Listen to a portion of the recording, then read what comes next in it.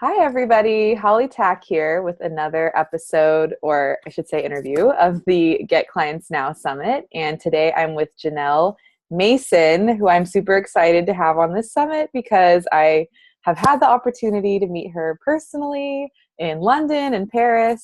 And so I just know she's awesome and she has a really, really unique story. And I don't really want to get into the details here because I want her to tell it. But her story to get here is really awesome. She's created a lot of success in her business and she's very consistent with her emails because I myself am a subscriber. So I'm really happy to have her on here. And I will turn it over to you, Janelle, to tell us a little bit about your story, how you became an entrepreneur, because you guys, I don't know if she'll say this, but she was like the youngest, what do you call it, barrister or Oh, lawyer? In lawyer. yeah, okay. You call it lawyer too. Okay. Lawyer in Australia, like one of the youngest ones to be fully practicing. So tell us how you got here to be an entrepreneur.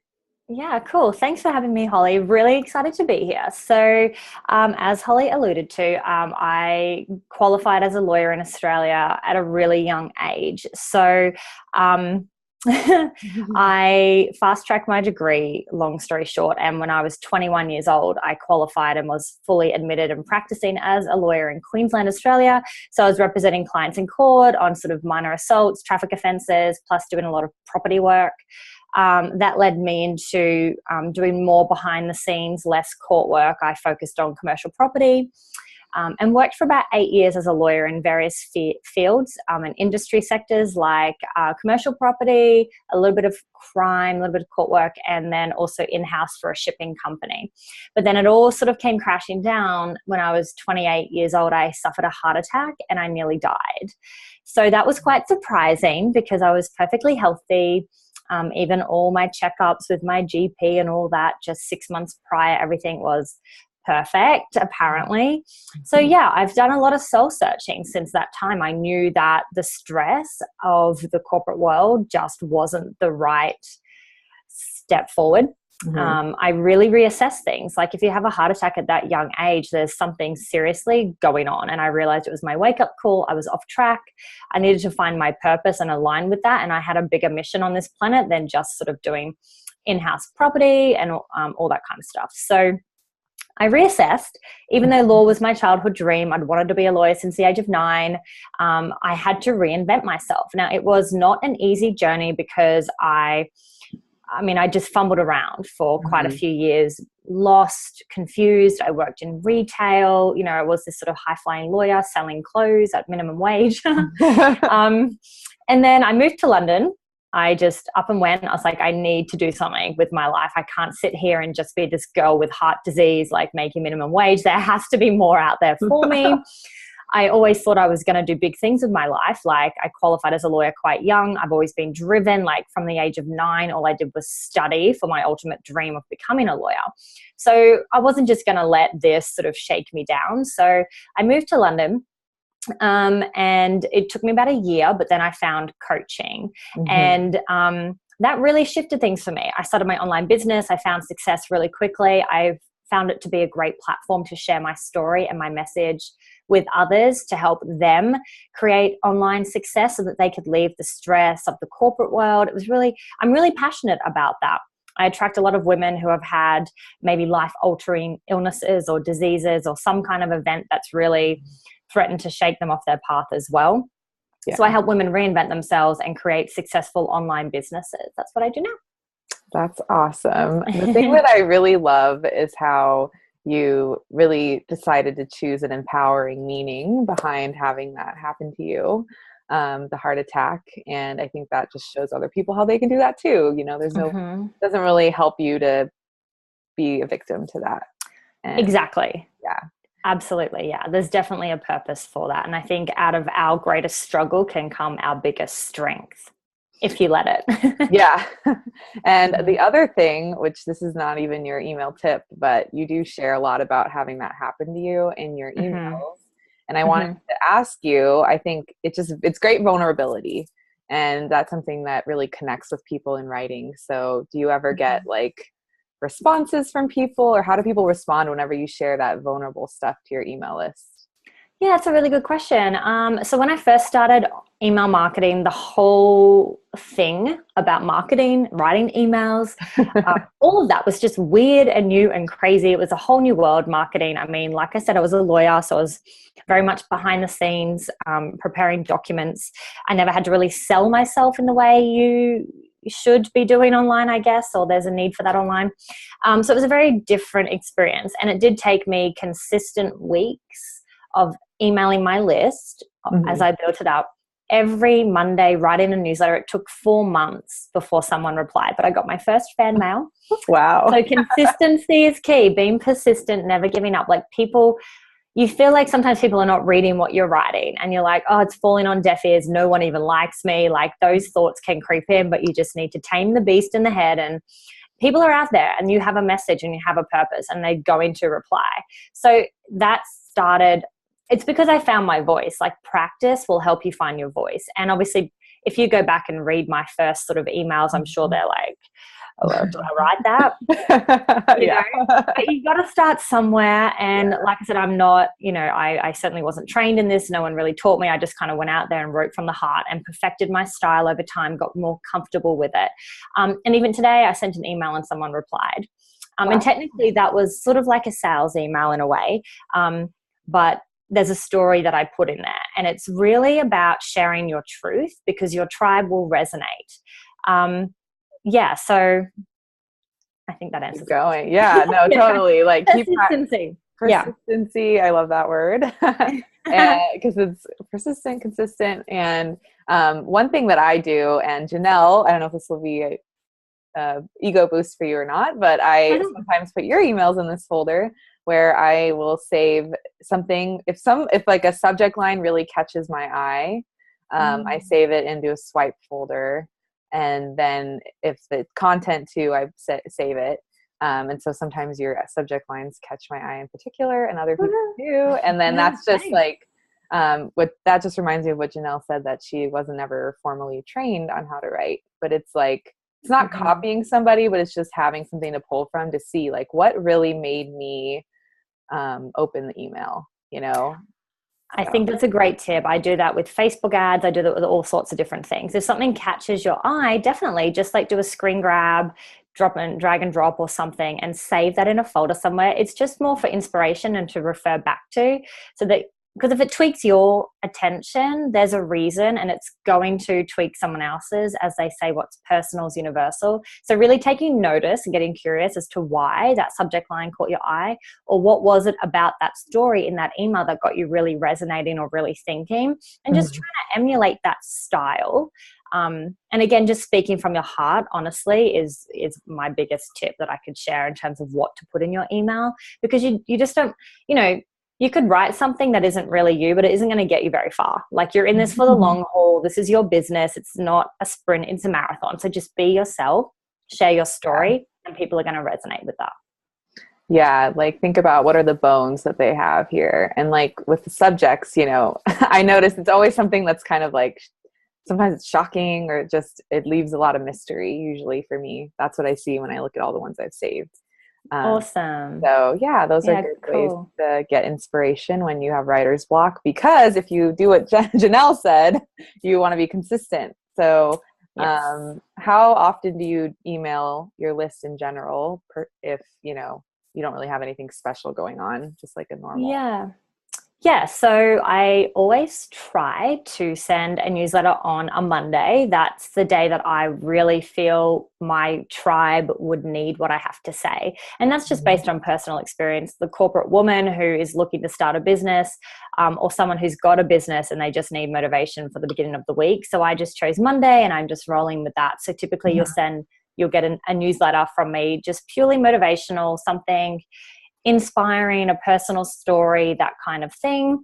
I try to be uplifting. Yeah. So that's Monday. And then I will typically send to what I want to call sales emails, for lack of a better way to explain. But a lot of the time it's based on what I'm really, if my calendar's open to taking on clients, I'll Mhm. share a little bit about it, like a little bit of a story about a pain point that my ideal client has, like booking clients or hitting consistent 5-figure months or whatever my target market is struggling with. Mhm. And then I'll invite them to a phone call. I'll call it a breakthrough session or a business strategy session. And the goal of that is to get them on the phone and to help them, just to give them value. And then I'll do a follow-up in which we can discuss 15 minutes or so how we can work together based upon any kind of results or momentum that they have got from the prior week's breakthrough session. So you really want to give value to your list. You really want to come at it from a really natural, confident, authentic place of service. Mhm. And then, really give value. Like, I love to give away a lot of value. I'm always doing free trainings in my group and emailing my list about it. So give value, be yourself, and then invite them to a phone conversation to see if you're a good fit to work together. Oh, cool. So 3 times a week, typically. Yeah. And the one thing that's cool to note about what you're calling sales emails, some people call them lead generation emails. The one where you want people to actually book a call is that you still make sure that you have a story or some kind of value in that even though maybe a little shorter or whatever, just to like give them context around why they should want to book a call versus just being like, book a call. Yeah, sometimes, there's different strategies. I try to keep my emails to about 600 words. So share a couple of lines about like a personal story, a struggle you've overcome in your business or whatever would relate to your ideal client. Maybe it's health coaching, relationship coaching, whatever. And then lead that in nicely. So, if you have that problem or if that resonates, I'd love to help you. And then you can lead into, book a call, that kind of thing. Yeah, sometimes I use like a client story too. Awesome. Also a testimonial and does the same function. Absolutely. Yeah. In the beginning of my business, I led people to my sales page so they could really have a look about the programs I had to offer. And in those emails, I would definitely include testimonials. So I think that's a really great way to exemplify the results and the outcomes that you can get for clients. Yeah. Yeah. So this is related a little bit since we need to, when you're on the email you have to click to book the call. That your tip today that I'm really excited about is to train people to click. So tell us a little bit more about what that means. Yeah, I think it's a really good tip to share, and it's something that's relatively new. I, in one of my group programs, had a guest expert on, and she actually shared this with us, and I just feel like it's something that's not always talked about. So in your emails, even if it's a newsletter or a sales email, have some link, at least one link in there, whether that's leading them to your blog or leading them to a YouTube video or a motivational speech or whatever. Train them to click. And so that means a newsletter, for example. What you could do is you could write like 2 or 3 paragraphs, like 2 or 3 sentences about, what you did on the weekend and how, you found money on the ground and you picked it up and thanked the universe for the money. And that means ... If you want to know what this means and how this can help you attract more money or something, like lead it in. Click here to read my full story on my blog. And so in your newsletter, you can really, instead of giving them everything in that email, train them to click. You want them to click away to your blog or something, and not always to your website. Like I said, to other websites. Maybe it's to, I don't know, Marie Forleo, Gabby Bernstein. Maybe you read something that was super intriguing, super relevant, Tony Robbins' speech or something that your ideal client or your list or your tribe would really benefit from. Share it. Or maybe it's something that Holly wrote, like, oh, my colleague Holly wrote this incredible email that really hit the nail on the head about leaving your corporate job, etc. I'd love to share that with you. Click here to read it. Super interesting article. So really train them to click. And then in a sales email, you want to include the link 4 times, minimum 3, 4 is good. So 3 in the body of the email, 1 in the PS. The PS is the second most read part of an email after the subject line. So really get them to click and get them in that pattern from the beginning, which is why I should always be training them even in your newsletters. Yeah, that's awesome. So good point about the PS. That is one of the most read parts of the email because we just tend to see the beginning and then we skip to the bottom. So don't miss the opportunity for a link there. Yeah, definitely. And I think the reason we train them to in the beginning to click is so that when you do want to start selling, they're not surprised or shocked by what I have to click. I know it seems a little bit funny, but the psychology around marketing is like people just need that habit. And it doesn't take long. Help them form the habit and get into a pattern of clicking away and taking an action. So that way, when you sell to them, they're not taken by surprise that they actually have to do something. Yeah. So yeah.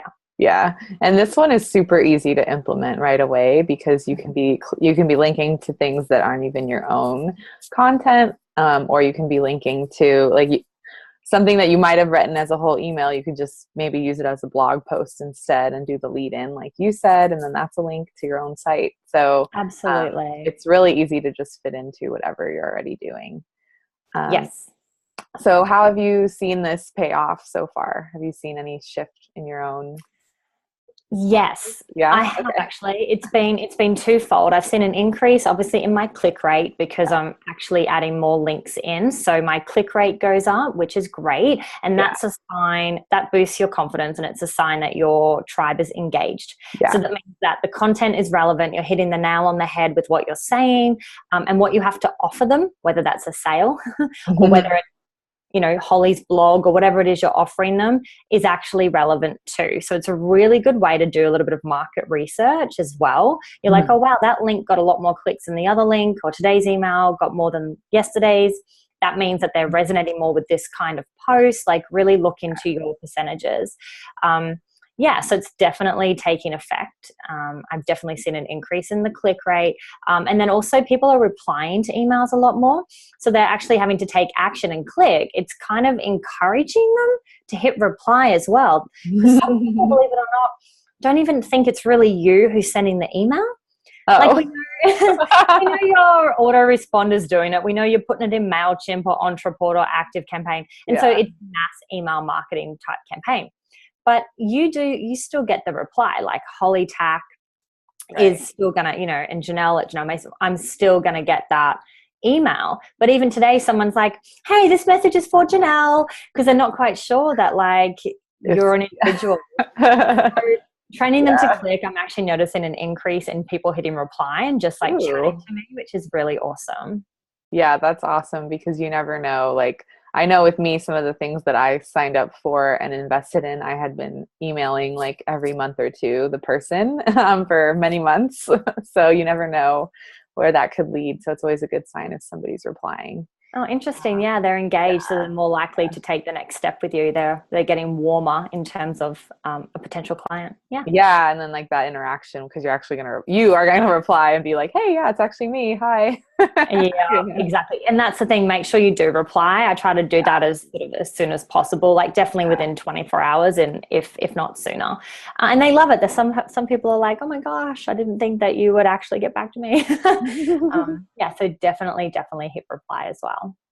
Okay. Yeah, totally. Keep on top of that. So I want to transition into a little bit of a different topic that the email helps contribute to, right? Because it helps with sales.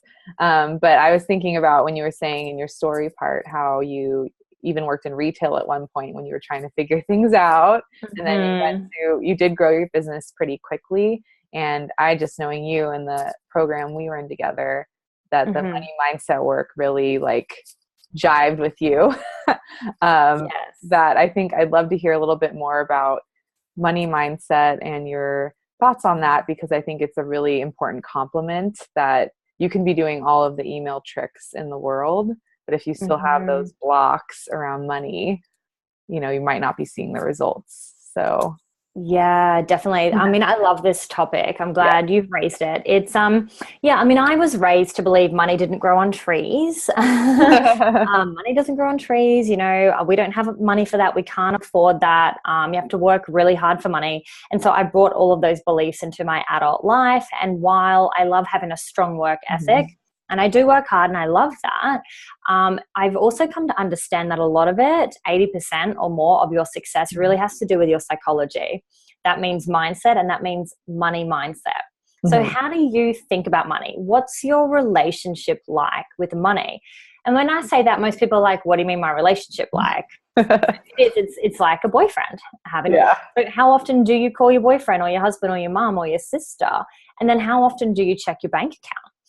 And if those those don't correlate, then, think about your bank account like a boyfriend. If you're not calling your boyfriend back, and what do you expect? Like, if you're not replying to messages, he's not going to give you much attention. It's the same with money. And it can sound a little bit like woo-woo or whatever, but this stuff really works. And this is what I love about the power of mindset and law of attraction, because truly, the more you focus on your money in a great positive way, the more of it you will get. So money mindset to me is really about stop focusing on the lack, stop focusing on what I don't have, even if I don't like the balance in my bank account. And I certainly didn't a couple of years ago before I started my business. Like when we first met, we joined that program that kickstarted our businesses. And for me at the time, I had a legal business that I was doing from home that I just started. And in fact, I shared this story recently with someone, and I was going to charge $100 an hour for my legal services. Now, some people might be like, well, that's amazing. I'd take $100 an hour. Other people might be like, well, that's not enough. And the number doesn't matter. What matters is when I did money mindset work and realized I could charge more, I could charge actually what I was worth. And it's really about your beliefs, your values, and what you consciously believe to be true about money and what it means. I increased that to £350 an hour.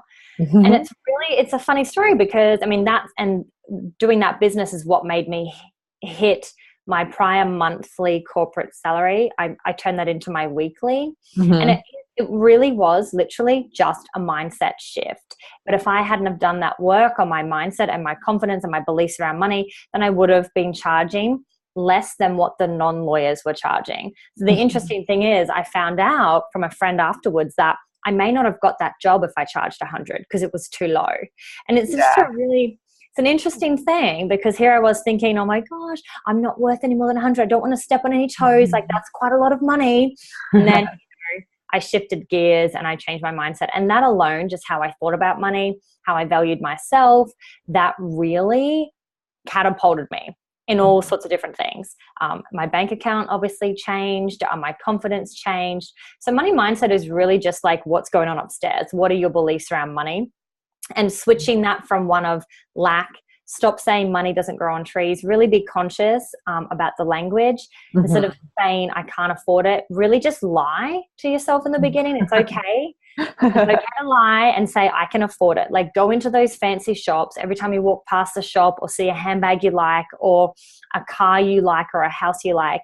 Tell yourself you can afford it, because the beautiful thing is it's going to sound like a lie in the beginning, but your subconscious doesn't know you're lying. It really cannot differentiate. And so the big thing is once you've fed that sort of lie to yourself to the point where you start to believe it, you will start to attract more of the good stuff into your life. So that's what money mindset has really done for me. And those simple shifts have made me stop worrying about money. I get more sleep at night. My bank balance has completely increased. My business has taken off. All my relationships are a lot better because I'm less stressed. I'm more rested. Like I said, I don't worry or stress about money anymore. And it's a fun game as well. It's very much leveraging the law of attraction to bring more money to you, because you don't have to slog your guts out and work really, really, really hard. You can actually attract money like it's everywhere. So when you find money in the street, bend down, pick it up. Thank you. Thank you. Like all of these things, it's going to make money love you. Remember, you're building that relationship, right? Yeah. Before you give it attention and show that you love the 1 cent you just found and all of that stuff, it definitely leads into a stronger wealth consciousness, which is going to make you richer in your business and in your personal life as well. Yeah, I think I've actually gotten the same feedback before from somebody that like my prices were too like low earlier on. And I was like, oh my God, really? Like not like, oh, it's too low. Like it's just somebody that was like a higher level entrepreneur, for example, that I thought I would want to work with. That's like the kind of person I want to work with. And she was like, for me, I wouldn't be sure if I could trust you. Like seems a little too low, like you're too inexperienced because of that price. And I was like, oh, interesting. Really interesting. Yeah. So if anyone watching is, especially like a service provider like me, more on the writing side, be aware of, just like knowing what other people charge sometimes can be helpful. Absolutely. Yeah, definitely. It's interesting, isn't it? Some people will think about it though. No matter, like if you, like today, for example, I saw a law firm. I was on the bus going to a meeting earlier here in London, and I drove past a law firm and I actually judged it. Like as a lawyer, I looked and I was like, it looks a little bit like cheap. Like the curtains weren't great. The sign wasn't great. The building was kind of like not great. And I thought, oh, I would never go there because, it has to be something that, if you want the best lawyer to defend you, you naturally want to pay more money because you don't want to risk it. It's the same in business. You have to think about how you view things. Your client's going to view that too. So hold yourself out to a really high standard, but also value what you're charging, what your services are worth to you. And remember, some people are put off by low prices. So you've got nothing to be worried about and everything to gain by increasing your fees. Yeah, definitely. And one really simple thing I've done throughout like the past couple years, I should probably be more consistent, but whenever I'm really feeling like the crunch around money or something like that, or like things are off in that area, when I wake up, I'll do a list of like 10 ways I'm rich or something like that. That's like my most simple way of doing it. And I'm just like, oh, I'm rich because I have like a lot of loving parents, and like it can be things like that. Or I found $1 on the street yesterday, or somebody bought me a coffee and I didn't expect it. So, but it just gives you in that gratitude space, and you start to notice more when you're even not doing that exercise like throughout the day. Absolutely. I think that's a really great tip. I've got a spreadsheet, just a Google sheet, and I call it my cha-ching tracker, and cha-ching, and it's just tracking everything. So there's 2 columns, one for money. So actually if I get paid from a client, or I find cash in the street, or I get a rebate, like actual cash. And the other one is value. If I get a free coffee, a free lunch, a free wine. And so I add it up, and at the end of the month, you will see how close you are to your goal. And you will see if you're manifesting more cash or if you're manifesting more value. And the simple thing behind this is what you focus on grows. So even though you might not be happy with the bank account balance right now, and for most of us, sometimes we're like not really happy with what's going on for different reasons, especially in the beginning of your business, then really switch that around. Don't focus on what you don't have, simple gratitude stuff. Focus on all that you do, like that $1 in the street, or how you've got loving parents and how they bought you dinner tonight. And you will start to notice all the ways you are abundant. And like I said, what you focus on grows. You will actually grow your wealth. I love that. And we're filming this at the beginning of November, so I want to start that actually. Yeah, definitely. Perfect timing.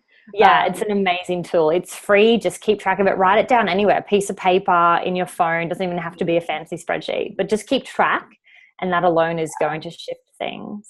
When this airs, it'll be close to the new year starting. So this could be a good New Year thing, guys. Yep. Yeah, exactly. Yeah. So tell us a little bit about the quiz that you're giving away, because it definitely relates to this topic. Yes, I'd love to. So I've created a money personality quiz. So basically this is a really fun, very easy, short quiz that you answer some questions about like your beliefs around money and stuff like that. I won't give too much away.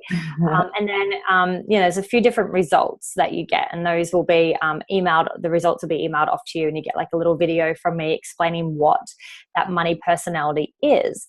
And the point to a money personality is some of us aren't aware that we actually have sort of like a DNA around money. It's a money blueprint. And by uncovering this, it's the first step to change. It's that awareness of your beliefs and the story and sort of the blueprint you have around money. Like maybe you give it away, maybe you hoard it, maybe you whatever, spend it too much or whatever. So that personality is actually going to help you understand your relationship with money, and then you can work towards changing it or improving it or becoming better at managing it, or whatever it is that you're kind of lacking from that personality. It's not right or wrong. It will just help you identify how you can make improvements and change your bottom dollar in your business. So increase your wealth. But it all starts with identifying your money personality. So I really want to share that with everybody. Definitely worth doing no matter what you're doing in your business, because you want to make sure you're knowing that and clearing out that kind of stuff too, because it'll help you attract abundance. Absolutely. So that'll be linked below this video if you want to grab that, also in the daily email that you got this interview in. All right, so that's it. We're at our time, but thank you so much, Janelle, for being on the summit, for sharing that tip, and for your energy. And I just love all the work you're doing. So thank you. Oh, thanks, Holly. And thank you so much for putting this together. I know that it takes a lot of work. So you're an awesome, awesome, awesome rock star. And there's so much value in this. So I hope everybody is following along and making the most out of it. So thank you so much. Yeah, no problem. All right, bye everybody. Thanks for tuning in, and look in your email for the next video. Bye.